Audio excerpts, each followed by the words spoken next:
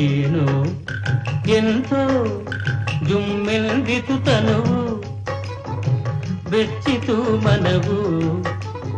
ಏಕೋ ಕಾಣೆನು ಎಂದು ಅರಿಯನು ಇಂಥ ಸವಿನೋವ ಸುಖವಾಂತ ಅನುಭಾವ